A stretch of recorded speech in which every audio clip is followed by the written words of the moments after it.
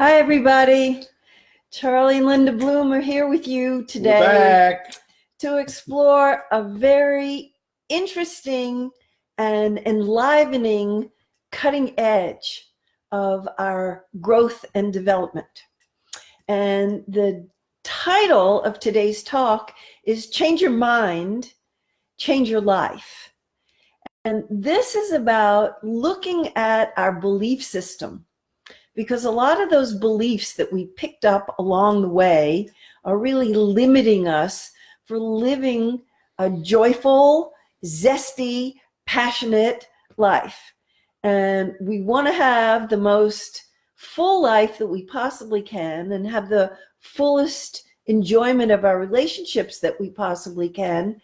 And when you read the books about relationships, they tend to talk a lot about conflict management and communication and emotional intimacy, but they don't talk nearly enough about our beliefs and our attitudes that drive our behaviors. And so Charlie and I are both big fans of taking stock of our beliefs and not just being on automatic pilot about them. So I want to speak to you from my own personal experience with an intention to stimulate you to think about your history and where your beliefs came from. In my family, there were two pessimists as parents, and so they were always expecting trouble. They had a freezer packed with food and basement full of canned goods, and they were really about the catastrophe is coming.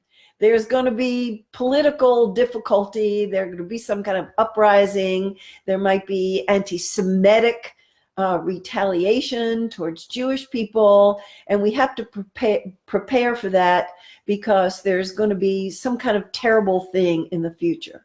And I grew up with stories about my grandfather who had to flee Russia for his life because he got into trouble with his officer in the military, and so he hastily had to emigrate to New York City to get out of Russia because they might come and court-martial him. And I grew up with all of these stories about persecution and the Holocaust, and I didn't know that I was a pessimist. I thought I was a realist. This was my life view until I got away from my family and I went to college and I took a bunch of psychology courses and I had eureka moments. And the eureka moments were, you can change your attitudes, you can change your belief system. And I started to realize that being a pessimist was not really serving me, that I was worrying all the time. I thought I'd gotten admitted to college as a mistake. They have quotas, and because I wasn't from the Northeast, they just accepted me because I was a Southern gal, and I thought I was going to flunk out of school, and I actually did very well in college. And when I got into relationship, I thought he's going to leave me, and these negative beliefs had me worrying and living in anxiety and fear. But I'm a good student, and I learned in my psychology classes. When I got out of grad school, I took more courses, personal growth courses, and found that indeed checking out my beliefs and changing them to get away from the catastrophizing mind to one that was much more positive really served me in my life. It sure did, because it brought me into your life. Served me too. If you would like the condensed version of this talk, if you don't have a half an hour to sit and listen to us chatter away, I'm going to give it to you in 5 words. And if you really take those 5 words, you won't even need to listen to the rest of it. Although you might want to, because we're going to say some things that might be worth hearing. So the 5 words are, don't believe everything you think. That's all. Don't disbelieve it either. So it doesn't mean, if you don't believe what you're thinking, it doesn't mean that it's necessarily wrong. But don't assume that because you have a thought that feels true, that it is. be willing to investigate it. Be willing to question it. The teacher, Byron Katie, who I think a lot of you are familiar with, has a series of questions that she encourages people to consider when they catch themselves making an assumption that their fear, their concern, their thought, what they're anticipating is necessarily a fact, that it's necessarily true. And the question is very simply, is that really true? So if something, for example, if something happens and we think that it's going to lead to some terrible consequence, like, well, here's an example from my life. This won't surprise some of you who know me, but the first job interview that I had when I got out of graduate school was a couple of hours drive, about 3 hours drive from where we lived in Boston, and ended up getting lost on the way to the interview and showed up an hour and a half late, which probably isn't really a good thing to do when you're interviewing for a job and you want to make a positive impression. So not only did I show up late, but I was all upset and, just stressed out. And at the end of the interview, I was thinking, oh God, this is, why did we even come here? I mean, I shouldn't have even come here, because there's no way that I wouldn't hire somebody who showed up late, who showed up the way I did. Well, I was convinced that there's no way. Mm-hmm. But wouldn't you know it, that they hired me for some strange reason, which I have not been able to figure out. And it did work out really well. Ended up being there for 5 years and learned a lot. And it was a great first job. But I put myself through an awful lot of stress on the way down there, and just really convinced that there's just no way. And as it turned out, I was wrong.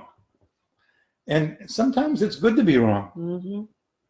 Sometimes it's not so good to be wrong. Like when you're expecting something is going to happen because I've done something and that's going to make this happen, as though that's called magical thinking. That we think that because we really want something badly enough, or we think something is linked, that it's necessarily going to happen. And it doesn't. And then, we're setting ourselves up not so much for stress, but for disappointment. So the solution is just to be willing to be open to the possibility that, maybe I really don't know for sure exactly what's going to happen. Maybe I don't know for sure what's actually true. You don't have to figure out what's actually a fact and what isn't. You just have to get to the point where you know that you don't know, and to be open to the possibility. So this is a wonderful way to operate in our life, to question, to have an open mind.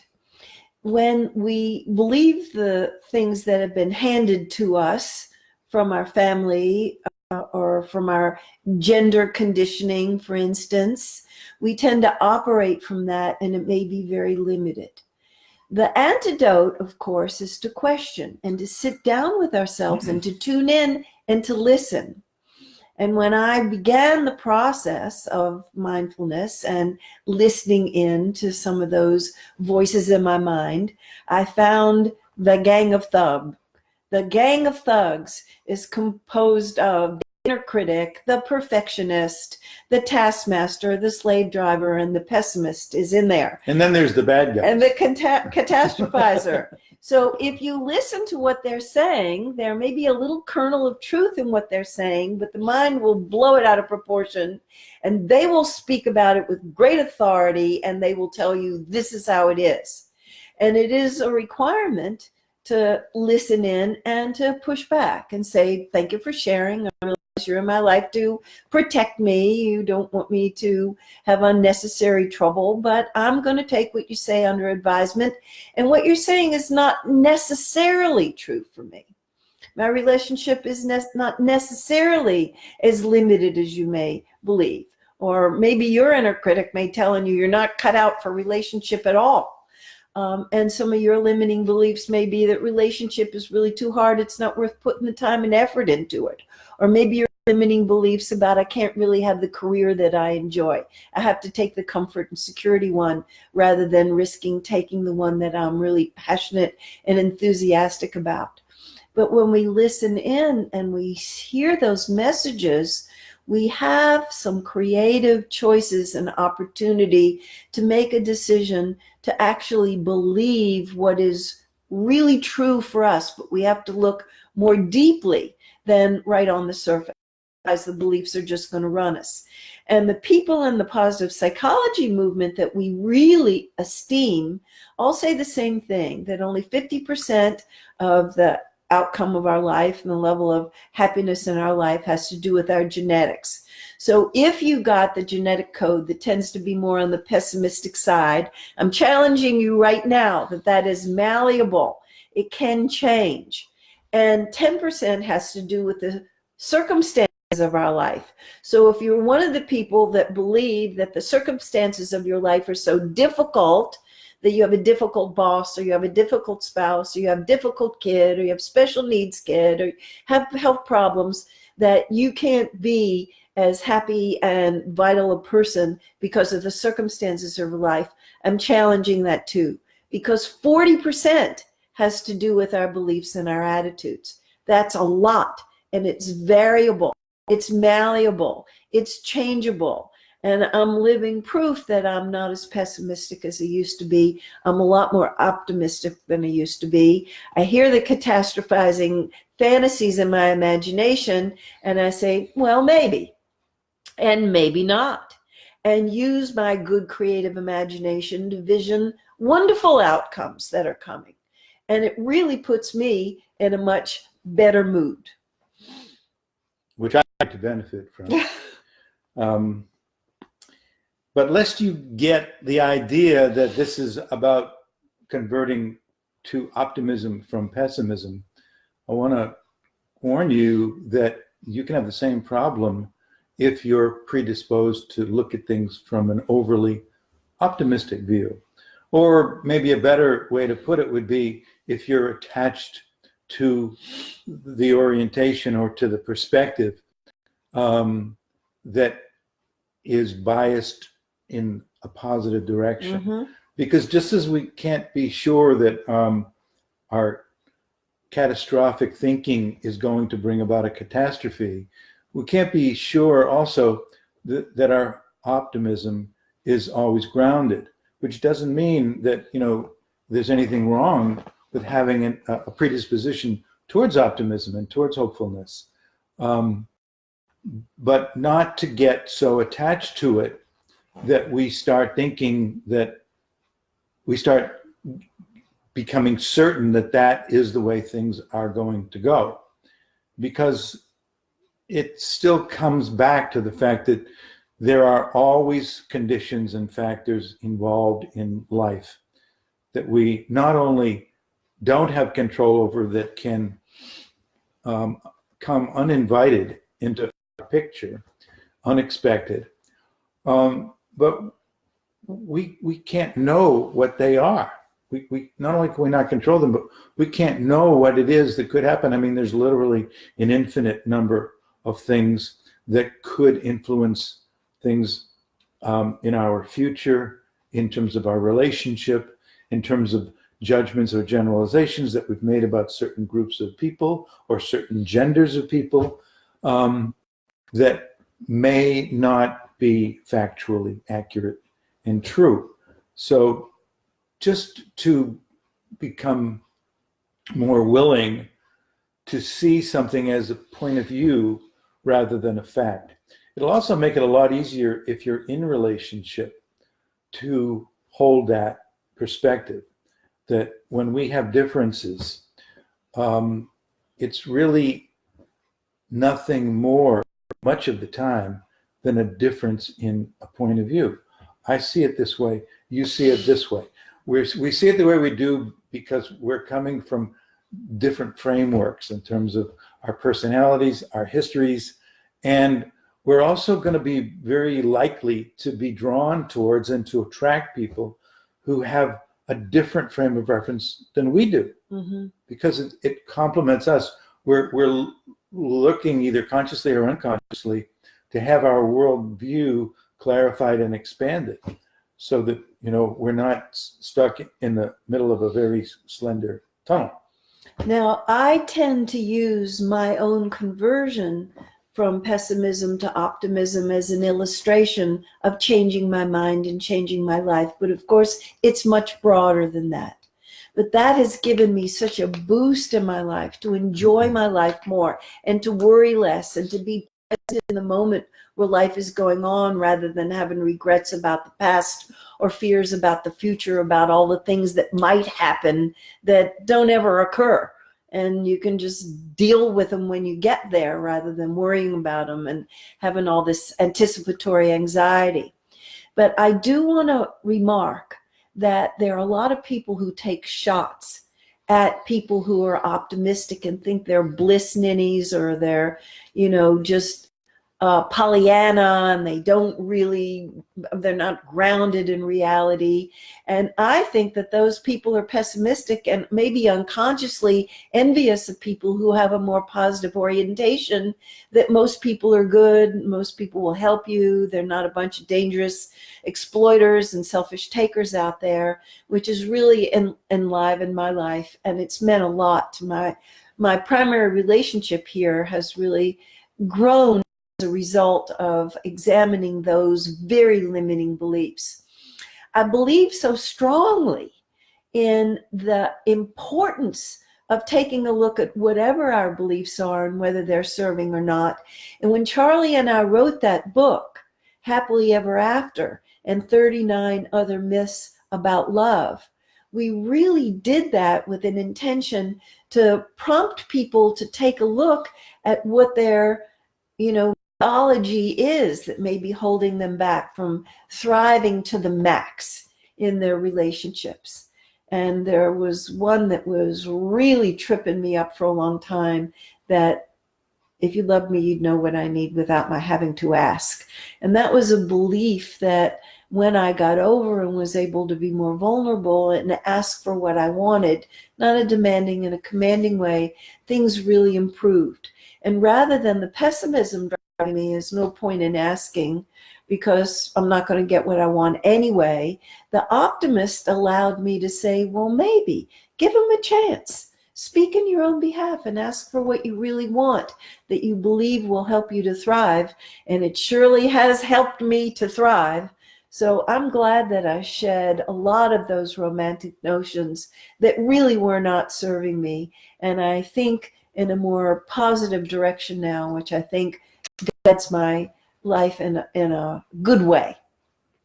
It guides us in a good way. You've always been predisposed to be more optimistic than I. You haven't had to reach for it quite as hard. You've had the kind of skepticism to examine beliefs that I think really serve you. And I'm grateful to you for inspiring me to do the same.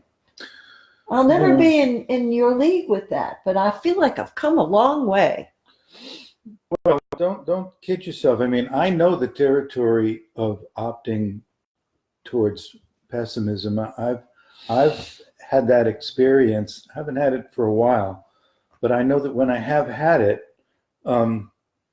it's been because I've had a fear that if I get too hopeful about something, that I'm going to get disappointed, I'm going to get let down, I'm going to feel a sense of loss. And it's been a kind of a defense against wanting to minimize the possibility of some kind of pain or loss.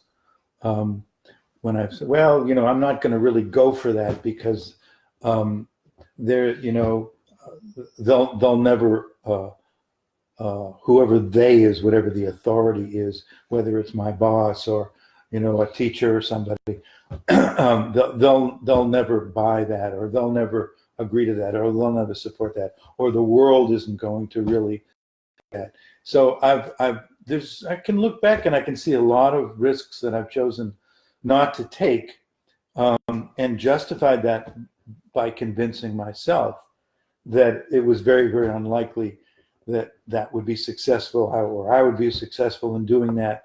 And since I wasn't going to be, why bother? I guess I'm kind of living proof that you can have that tendency.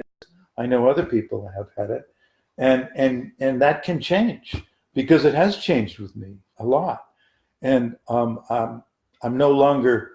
I still have those thoughts sometimes. I still have thoughts that discourage me from taking a risk or doing something that might be out of my comfort zone, and I still have a tendency to want to rationalize and justify that. But what I've become much more to do is to really examine that with that very powerful question: is that really true? Is that going to happen? Is that inevitable? Is that a fact? Is that reality? And most of the time when I ask that question, it's the same answer. And the answer is, I don't know. Mm-hmm. I don't know. But I don't know opens up a much bigger space of possibilities than I do know. And what I know is that it's not worth trying. Mm-hmm. You know how it's showing up for me these days? I feel like I'm getting over, finally, with a long piece of effort about it, to ask for help. Because I realized that a belief that tripped me up, a negative, pessimistic belief, is everybody's busy with their lives. Everybody's caught up in their own lives. Everybody's got their careers and their kids and their grandkids and their concerns and their hobbies, and they don't have any time and energy to be helpful. And I really believe that people want to be supportive and they want to be helpful. And it feels so good to give that they want to give. And if I can just cue them about the kind of support that I might like, there have a whole lot of people in my life right now who want to give to me. Not everybody, but many, many people want to. And so to move past that has really given my life a shot in the arm, that I don't feel like I have to hold the world up. Do you know that I don't have to do everything myself, and that I can play team, and that there are people who want to play. And so I offer that as one of the things for the listening audience to consider. Is there a belief or a series of beliefs, a cluster of beliefs that are holding you back from having the fullness and the enjoyment and the sweetness of your life? And so I really want to prompt you to take that on as homework, home play, and take a look and see. Maybe you journal about it, maybe have a conversation with a friend about it, at least sit in a meditative, contemplative pause to take a look, because there's a lot of fun and enjoyment to have in this life, and we don't want to have any severe parameters holding us back and tying us down from really enjoying our lives. Yeah, before we finish up, I want to just piggyback on what you were saying a couple of minutes ago about getting support, getting help, because I have spent a lot of my life kind of run by my attachment to the idea that asking for, getting, or even needing help is a sign of weakness. And like a lot of other men, I have worked very hard to present myself as not only somebody who doesn't need help, but is the provider for help. And that really is going to demonstrate and prove that I'm strong and solid and dependable and all that other stuff, which I like to think I am, but there are definitely times when I can use some assistance, and challenging that notion, that belief that it's wrong or a sign of weakness to need help or support, and refusing to make the effort to reveal that I need that by requesting it or letting people know that is